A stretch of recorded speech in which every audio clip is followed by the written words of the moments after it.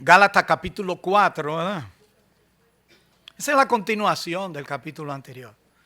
Siempre les recuerdo que Gálatas 1 y 2 es como la introducción del libro donde se plantea el problema. Gálatas 3 y 4 y parte de, yo diría, del 5 es donde encontramos la discusión del problema. O sea, como la resolución, vamos a hacer esto por esto. ¿Por qué yo no sigo la ley? ¿Por qué yo creo que Cristo es importante y la ley no me salva? ¿Cuál es el papel de la ley? Entonces todo eso se aclara en los capítulos siguientes. Ya luego, capítulos finales, solamente se lo estoy haciendo en forma de repaso, 5 y 6, nosotros vemos como la parte práctica, donde se habla de la llenura del Espíritu, el fruto del Espíritu, las manifestaciones de la carne, cómo se oponen el uno al otro.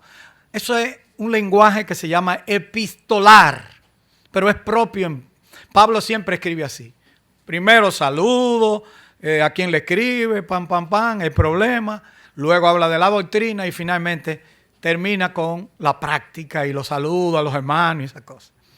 Por eso se ha catalogado ese método como epistolar o de carta. En la prédica pasada habíamos visto la postura de un pedagogo, como dice la traducción en nuestras Biblias, en el 3:24, dice, de manera que la ley ha sido nuestro ayo para llevarnos a Cristo, a fin de que fuésemos justificados por la fe. Ahora uno dice esa palabra ayo. Los traductores la tradujeron así en el español, pero si usted lo hubiera puesto, la ley ha sido como nuestro profesor desde chiquito, usted lo entiende mejor. Pero la palabra ayo se usa en castellano, pero en griego es la palabra pedagogo, o sea, uno que hace el papel de maestro. Recuerden lo que yo le dije, en aquellos tiempos no existía la escuela pública, sino que existían maestros que educaban a los hijos, muchas veces eran esclavos educados, que tomaban esos niños y se le iban cambiando hasta que buscaran el mejor maestro, si la persona tenía con qué. Entonces, ¿cuál es la función de la ley? Dice, la ley fue como el que nos cuidó hasta que alcanzáramos la mayoría de edad. ¿Y cuál es la mayoría de edad? Cuando vino Cristo. Y entonces eso es lo que vamos a hablar, lo que vamos a tratar aquí. Aparecen varias palabras que pueden catalogarse como de símbolos que van a ilustrar lo que hemos recibido en plenitud, el dominio de la ley. El heredero es un niño pequeño, un nepios, es la palabra griega. Vamos a ver lo que es los rudimentos del mundo. Eso es como que hablan de un orden, como que tú tienes que aprender primero el A, E, I, O, U y después viene otra cosa, como esa cosa. Esos son los rudimentos del mundo. Es como para el creyente que la ley judía tiene sus rudimentos, su cosita, que circuncisión, observancia del sábado, fiestas solemnes. Eso era como cuando usted estaba en una etapa de niñez. Ya ahora nosotros no tenemos por qué. Y otra palabra clave es la palabra redimió. Así que con estas palabras que aparecen aquí, que vamos a verla un poquito más adelante, Pablo aquí quiere expresar, además de exaltar lo que hemos recibido por la salvación, quiere expresar la diferencia entre lo que es la ley y lo que es la fe en el Señor Jesucristo. Así que nuestra propuesta para hoy son básicamente 2 puntos, pero esto se puede dividir en 3. Privilegio de nuestra posición en Cristo. O sea, porque Cristo vino aquí, ¿qué yo puedo recibir? ¿Qué recibo yo por eso? Luego, advertencia contra aquellos que piensan que Cristo no es suficiente y quieren volver atrás a la ley. Y finalmente la alegoría o la ilustración de Agar y Sara. Agar, la madre de uno de los hijos de Abraham, una sierva de Sara, que tuvo hijo a Ismael comparado con Isaac. Entonces se lo compara como un hijo de la esclava y un hijo de la libre. La esclava era Agar, la libre era Sara. Entonces hace una ilustración, Pablo se toma la libertad de ilustrarnos qué significa entonces la ley comparado con la gracia. Pero yo no creo que nos dé tiempo, porque son 10 versículos del 21 al 31.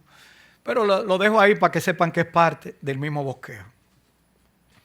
Así que vienen ahora entonces los privilegios de nuestra posición. Son muchos los privilegios que hemos obtenido al llegar a Cristo. Efesios es especial en eso. Pero también Gálatas nos dice a nosotros verdad. Una de las primeras realidades aparece cuando vino el cumplimiento del tiempo. O sea, como si todo se hubiera organizado, que no ocurriera como que Cristo vino, pero fue de sorpresa. Él mismo se sorprendió. No. Miren qué palabras más interesantes que aparecen aquí. Luego de hacer una aclaración que entre tanto que el heredero es niño, en nada difiere de su Señor, aunque es Señor de todo. Cuando estábamos en la ley y Cristo no había venido, nosotros éramos como un niño que estaba cuidado por un esclavo, era dueño de todo, pero no tenía nada. Entonces cuando vino Cristo, todo eso ya cambió y ahí vienen los privilegios. Viene el versículo 2, sino que está bajo tutores, ahí sigue diciendo, y curadores hasta el tiempo señalado por el Padre. Así también nosotros, viene la aplicación, versículo 3. Cuando éramos niños, estábamos en esclavitud, bajo los rudimentos del mundo, el IOU, lo básico, un orden de una cosa, primero va esto. Estábamos ahí en la ley, confinados. Y entonces, aquí viene la parte protagónica. Pero, versículo 4, pero cuando vino el cumplimiento del tiempo. Es interesante como dice aquí. Cuando vino el cumplimiento del tiempo. A mí me gusta esa frase, porque como que dice, eso estaba ya estipulado, eso estaba escrito. Cuando llegó la hora, cuando vino el momento, cuando llegó la fecha. ¿Para qué? En el momento que Dios quiso que naciera el Señor Jesucristo. Cuando vino el cumplimiento del tiempo, Dios envió a su Hijo, nacido de mujer, no dice nombre, para enfatizar la parte humana, y nacido bajo la ley, y sigue diciendo, para que redimiese a los que estaban bajo la ley, a fin de que recibiésemos la adopción, ahí está, de hijos. Entonces la primera cosa es cuando vino el cumplimiento del tiempo. Yo veo eso como una bendición, yo veo eso como un privilegio. La palabra para tiempo, hay dos palabras en griego para tiempo. Una palabra que se usa mucho es aquí ahora el tiempo aceptable. Esa no es la palabra que se está utilizando aquí. Aquí se está utilizando la palabra cronos. La otra palabra se llama kairos. Son dos palabras distintas, pero que en español se traducen tiempo. Y entonces aquí lo que está diciendo es de una realidad específica, un tiempo ya señalado. Por eso es que yo quiero enfatizar en esto. Aunque es interesante que cuando se habla de Cristo se usa tanto cronos como kairos. O sea, tiempo en cuanto a un momento y tiempo también en cuanto a medida que ya estaba estipulado. Un pasaje clásico aparece en Marcos capítulo 1 verso 15. Dice, y diciendo el tiempo se ha cumplido y el reino de Dios se ha acercado. Arrepentíos y creed en el Evangelio. ¿Sabe cuando Cristo comenzó su ministerio? Que en el Evangelio de Marcos es muy resumido porque arranca de una vez en el capítulo 1. Y ahí aparece la palabra tiempo, pero ahí aparece la palabra kairos. De manera que ambas palabras son importantes dentro de lo señalado. Lo que quiero enfatizar es que hubo una hora precisa. El Señor nació en el gobierno romano. Tú dices, wow, ese gobierno era sanguinario. Sí, pero en el momento en que Cristo nace, se estaba celebrando el tiempo de más paz que había en el mundo. Incluso el tiempo en que los romanos comenzaron esa época y cuando Cristo nace, se inicia un periodo en la historia que se llama la Pax Romana, con X, porque los romanos no usan la Z sino la X, la Pax Romana. Un solo idioma casi diseminado. El griego era que se hablaba en esta parte, aunque el latín se dominaba en Roma, pero el griego era todo lo que se hablaba. La expansión de un solo imperio. Hacía propicio entonces el nacimiento del Señor Jesucristo. Un tiempo señalado, caminos por todas partes. Todos los caminos conducían a Roma, dice el refrán. Pero habían guarniciones cuidando. Por eso la gente salía, la gente podía ir a un lugar a otro. Entonces el evangelio podía propagarse. O sea que cuando vino Cristo era el mejor momento. Ahora, es bueno analizarlo retrospectivamente, pero la Biblia dice aquí cuando vino ahí, el momento que Dios tenía señalado, expansión del conocimiento, todo era mucho más fácil. Vino esa plenitud del tiempo, como dice la Reina Valera actualizada, pero cuando vino la plenitud del tiempo, me gusta más esa frase, porque la palabra cumplimiento habla de plenitud, momento. Dios envió a su Hijo, nacido de mujer y nacido bajo la ley, con una razón, con un propósito. A Dios no le tomó por sorpresa el nacimiento de Cristo. Estaba señalado. No fue tampoco sorprendido por la improvisación. El asunto del nacimiento del Señor estaba destinado de antes de la fundación del mundo. Y eso lo vemos en Efesios y otros pasajes de la Escritura. Esto es algo ya de antemano predicho y preestablecido. Nacido de mujer muestra de manera real que Jesucristo vino y nació como una realidad concreta. Vino aquí, no es un mito. Nació de una mujer. Nacido de mujer. Pablo omite el nombre. No dice de quién era su mamá. Si hubiese sido tan importante poner el nombre, lo hubiera puesto. Pero no es eso lo importante. Lo importante es enfatizar que el Señor Jesucristo también vino como hombre. Para que nosotros entendamos, como dice el libro de los Hebreos, que lo estamos estudiando. Uno que puede compadecerse de nosotros. ¿Por qué? Porque está hecho conforme a nuestra semejanza, pero sin pecado. Uno que puede interceder cuando usted es tentado, dice, tentado en todo fue el Señor. Y puede entender a aquellos que han sido tentados. Esa es la parte humana del Señor Jesucristo. Y tenemos que decir que también aquí se enfatiza. Nosotros entendemos la parte divina porque lo que hace después de eso es lo importante. Para que redimiese a los que estaban bajo la ley. O sea, viene una segunda cosa. Nos redimió ¿de qué? De la maldición de la ley. Esta es la más importante que ilustra lo que hemos recibido. Fuimos redimidos. Es una palabra que se usa ahora mucho, pero es una palabrita muy interesante. La palabra que se usa para redimido es una palabra también griega.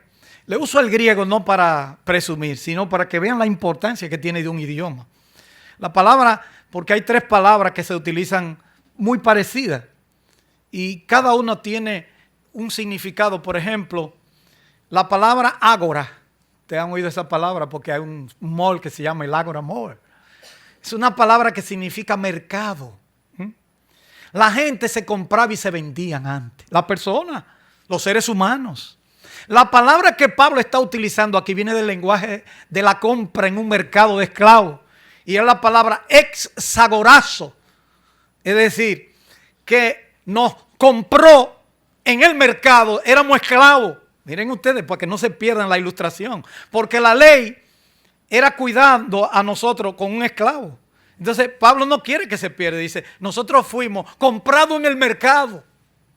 Pero es interesante que hay, aunque son tres palabras y puede haber una cuarta, porque hay la palabra agorazo, exagorazo, lutró. Son palabras que significan todo esto, que significa redimir, comprar. Pero esto es interesante porque dice que nos compró y nos sacó del mercado y nos dejó libre. Cristo nos redimió de la maldición de la ley. En otras palabras, nosotros éramos ¿qué? Esclavos. Entonces la ley era una esclavitud. Cuando vino Cristo, nos suelta y nos deja libre. La gente que estaba escuchando a Pablo en su época entendía muy bien lo que le estaba diciendo. Porque entendían el lenguaje, entendían el trasfondo que Pablo estaba señalando. Y por eso es lo interesante de todo eso. Así que esta palabra ocurre 4 veces en el Nuevo Testamento. Indica siempre el buen resultado de una transacción. En contraste con el verbo agorazo, el cual no siempre indica el buen resultado de la transacción. Esta siempre resultaba en que dejaba libre. Y esa es la palabra que se está utilizando aquí en relación con nosotros. Él vino a dar libertad a los que estaban bajo la ley. Siendo sujeto a la ley, él mismo, como ejemplo, desde el nacimiento, él cumplió la ley. Nació en la ley. Nacido de mujer y nacido bajo la ley. Sin embargo, él lleva sobre sí la culpa de la ley para darnos vida. Entonces nosotros no tenemos por qué guardar la ley en el sentido, tenemos leyes, la ley de Cristo, leyes morales. ¿Entiende lo que quiero decir? Para ser salvo usted no puede, ni puede, no tiene la fuerza suficiente para ser salvo guardando la ley. Eso es lo que está enseñando esto. En tercer lugar, lo recibido también por el Espíritu. Dice, versículo 6, por cuanto sois hijos, Dios envió a vuestros corazones el espíritu de su Hijo, el cual clamaba Padre. Ya usted no es un esclavo, usted fue adoptado como hijo de Dios. Y una adopción lo que significa es que usted antes era usted no era nada. Usted era un esclavo y Dios lo adoptó como su hijo legítimo. Le dio todos los privilegios de un hijo. Eso es adoptado. Cuando usted viene a Cristo, usted es declarado como hijo de Dios. ¿Entiende? No como la mayoría de la gente que dice todos somos hijos de Dios. En cuanto a criaturas, sí somos hijos de Dios. Hasta Satanás es una criatura de Dios. Pero en cuanto a la salvación, adoptado como su hijo para salvarnos, solamente en Cristo se puede obtener. Por eso dicen en Juan capítulo 1, a los suyos vino, versículos 2 y 3 en adelante. Y los suyos no les recibieron. Mas a todos los que les recibieron, a los que creen en su nombre, les dio potestad de ser hechos hijos de Dios. El derecho se adquiere, no porque usted lo tenga, es porque lo declaran. Mediante Jesucristo, por la fe en Él, le dicen, usted es un privilegiado, usted es un hijo del Rey, usted es un hijo de Dios. ¡Wow! Pero yo no me lo merezco a sí mismo, usted no se lo merece, ni yo tampoco. Ninguno se lo merece. Pero hemos sido beneficiados no solamente con esto, sino también lo recibido por el Espíritu Santo. Dice, y por cuanto sois hijos, como son hijos, Dios envió a vuestros corazones el Espíritu de su Hijo. O sea, dando a entender que el Espíritu Santo procede del Hijo también como procede del Padre. Eso es interesante. El cual clama, Abba, Padre. Esto es una expresión que se utilizaba solamente como una expresión de confianza. Y es una palabra tierna. Es un tierno nombre. Es como afectuoso, pero raya así como la intimidad. Abba o Abba, con que los niños pequeños llamaban a sus papás en aquella época.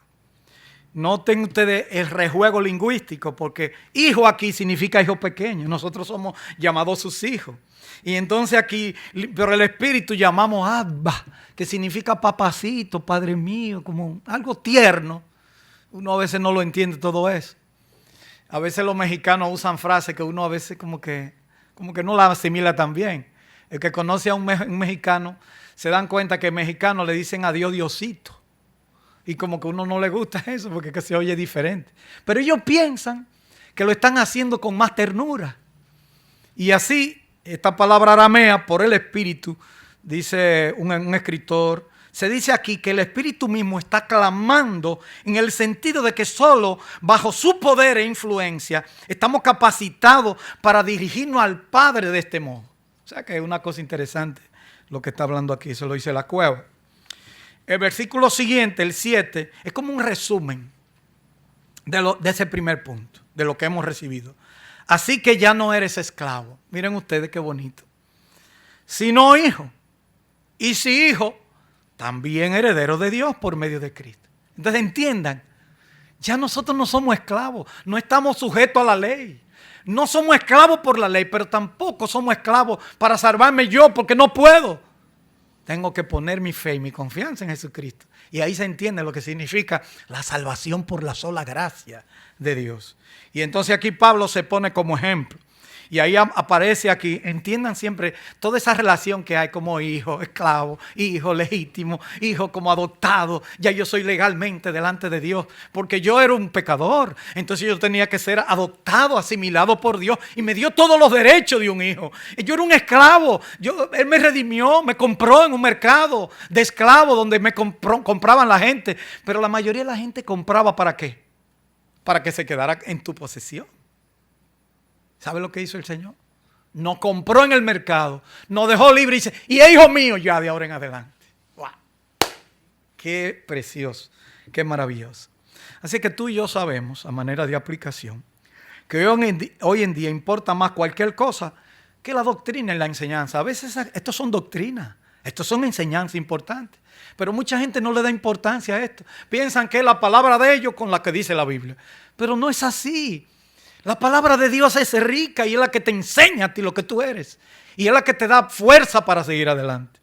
debemos valorar lo que significa la adopción como hijos de Dios.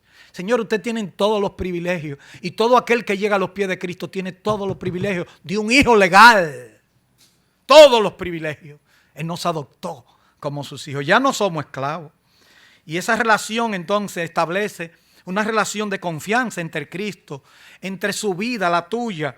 Y por eso es posible la oración en nombre de Cristo, como nos manifiesta también, porque esa palabra se repite en Romanos 8, versículo 15. Y dice, creo que la NBI, pues no habéis recibido el espíritu de esclavitud para estar otra vez en temor, sino que habéis recibido el espíritu de adopción por el cual clamamos, Abba Padre. Usted no es un esclavo, usted no puede acercarse, sí Señor, no, usted puede decir, gracias papá, Abba Padre, papacito, Padre mío. Así que adopción, aunque se toma como tu hijo, te dan todos los privilegios de un hijo verdadero. En segundo lugar, las advertencias contra el volver atrás. En los versículos 8 en adelante, Pablo se pone como ejemplo otra vez, ciertamente en otro tiempo, no conociendo a Dios, servíais a los que por naturaleza no son dioses, pero ahora conociendo a Dios, y él hace una aclaración, o más bien siendo conocido por Dios, ¿cómo que os volvéis de nuevo a los débiles y pobres rudimentos a los cuales os queréis volver a esclavizar? Pablo dice, wow, ustedes son hijos ya declarados, ya ustedes no son esclavos, pero ustedes quieren volver para atrás. ¿Cómo puede ser eso? Es un contraste interesante. Miren ustedes, versículo 9 dice, pero ahora, ¿entienden? Lo que hemos recibido, pero lo que quieren hacer. Usted sabe que hay gente todavía que están luchando porque ellos quieren salvarse ellos solos. Usted no se puede salvar, ni yo a usted mismo. Solamente Cristo y la fe en Él produce salvación. Nada más, no le dé vuelta, solo Cristo. Y si usted no entendió eso, nunca entendió el Evangelio. Porque usted se va a dar cuenta por su esfuerzo que no puede. Pero cuando usted llega a Cristo, entiende la obra que Él hizo en usted y lo cree por fe. Así que aquí habla de conocerle. Cuando dice, y no conociendo a Dios, dice, pero ahora conociendo a Dios. Esa palabra conocer, hay muchas palabras también para conocer que se traducen en el castellano así, pero la palabra aquí es una palabra que significa como conocer mediante la vivencia, la experiencia. No un conocimiento teórico, sino un conocimiento que sí está ahí. Y eso es lo que están diciendo. Y el apóstol Pablo quiere resaltar Nuestro conocimiento y nuestro amor de Dios son una consecuencia, no un mérito, ni una disposición favorable del preconocimiento amoroso, como dice en Romanos 8:29, que Dios tuvo de nosotros. El ejemplo de este caso entonces sería los rudimentos judaicos. ¿Para qué volver a los rudimentos? Guardan los días, los meses, los años, y la luna nueva, y el día de reposo. Eso no te salva. Yo sé que los judíos todavía están pensando en eso, porque no han creído en el Mesías, que es Jesucristo. Pero usted no tiene que pensar en eso, usted tiene que venir y acudir a los pies del Señor Jesucristo. Por eso dice el versículo 10, guardar los días, los meses, los tiempos y los años. Me temo de vosotros que haya trabajado en vano con vosotros. Y luego el versículo 12, ese versículo 11 habla como de un sentimiento, una cosa emocional, un sentimiento noble, porque Pablo apela aquí diciendo, bueno, yo parece que no he hecho el trabajo con ustedes porque ustedes están volviendo para atrás. Pero eso es un sentimiento noble. Es como cuando uno le dice a sus hijos, ¿qué? Pues yo no he hecho nada por ti, parece. ¿Sabes lo que yo me he esforzado para que tú seas? Pero yo no he hecho nada. Y Pablo dice, me temo que yo he trabajado en vano por ustedes. Y ahí viene entonces la vida de Pablo como una advertencia. Y ahí comienza con ese en el versículo 11, pero dice en el versículo 12, os ruego, hermanos, que os hagáis como yo, porque yo también me hice como vosotros. Ningún agravio me habéis hecho. Es decir, Pablo se volvió gentil a los gentiles, siendo judío. Y él está hablando no en contra de la ley, y él dice lo correcto que es la ley. Pero dice que la ley no salva.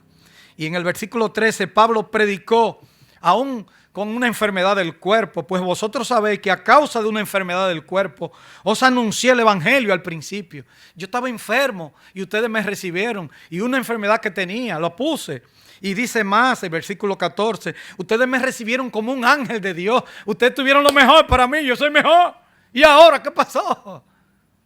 Qué cosa, ¿eh? Versículo 14 dice, y no me despreciaste ni desechaste por la prueba que tenía en mi cuerpo. Antes bien me recibiste como a un ángel de Dios, como a Cristo Jesús. Cuando yo iba donde ustedes dicen, no, este es Jesucristo. Claro, Pablo dice en la forma. En el versículo 12 dice esa otra traducción, hermanos, yo me he identificado con ustedes. Les suplico que ahora se identifiquen conmigo. No es que me haya ofendido en algo. Como bien saben, la primera vez que le prediqué el evangelio fue debido a una enfermedad. Y eso sigue la idea y sigue la traducción. Y aun cuando mi enfermedad fue para vosotros un problema, no me trataste con desprecio o escarnio, sino que por el contrario me acogiste como un ángel de Dios, como si fuese el mismo Cristo Jesús en persona. No sabemos cuál era la enfermedad. Muchos dicen que tal vez un problema en los ojos, por lo que dice Pablo en el 6:11, porque normalmente Pablo usaba un secretario para escribir.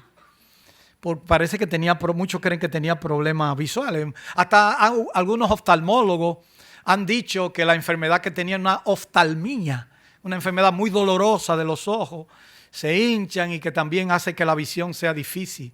Y por eso, por la frase que dicen en Gálatas 6:11, cuando él dice, mirad con cuán grandes letras os escribo de mi propia mano. Para poder verla tenía que ser una letra grande. Y por eso muchos dicen que Pablo tenía esa situación. No importa cuál era el problema. La situación es que ellos lo recibieron como algo bueno. También le dijeron que el decir la verdad es importante. Y es verdad que ellos se quejan. Y dice, dice Pablo en forma de pregunta, ¿dónde pues estaba esa satisfacción que experimentaba? Porque os doy testimonio de que si hubieran podido, se hubieran sacado vuestros propios ojos para dármelos. ¿Ven ustedes ahí? Parece que había un problema por ahí. Me he hecho pues vuestro enemigo por decirlo la verdad. A veces por decir la verdad, a veces uno se gana enemigo. Pero ahora entiendan que cuando una gente sabia le dice la verdad y una gente que lo ama y lo aprecia, tómele en su justa dimensión. Y Pablo ama a esta gente. Y se ve por el concepto que tiene más adelante. Dice un hermano llamado Ernesto Trenche, dice, la verdad produce malestar. Cuando los corazones de los hermanos están empeñados en seguir caminos propios y carnales. Pero Pablo nunca admitió la posibilidad de aguar la verdad con el fin de tener a los hermanos contentos. No es algo fuera del ordinario el que los hombres tengan por enemigos a quienes en realidad son sus mejores amigos. Pues tales son, sin duda, los que le dicen la verdad. Tus mejores amigos si te aman y si te aprecian, te van a decir lo correcto. Así que hoy en día debemos ser cuidadosos en disfrazar la verdad, pues la mayoría de los hermanos tienen muchas veces la dermis y la epidermis o la piel muy sensible. Aunque Pablo defiende diciendo que él dice la verdad, le señala el contexto de amor que ellos manifiestan. Porque ellos dicen, pero yo soy como su papá para ustedes. Versículo 17. Tienen celo por vosotros, pero no para bien, sino que quieren apartaros de nosotros para que vosotros tengáis celo por todo. Eso que lo están encantando a ustedes, no de verdad, no son sus amigos, no son los que lo quieren. Eso es lo que están buscando, nombradía. Y dice Pablo en el versículo 18, bueno es mostrar celo en lo bueno, siempre, y no solamente cuando estoy presente con vosotros. Hijitos míos, dice Pablo, por quienes vuelvo a sufrir dolores de parto hasta que Cristo sea formado en vosotros. Quisiera estar con vosotros ahora mismo y cambiar de tono, pues estoy perplejo en cuanto a vosotros. Oigan, Pablo habla como si fuera un papá.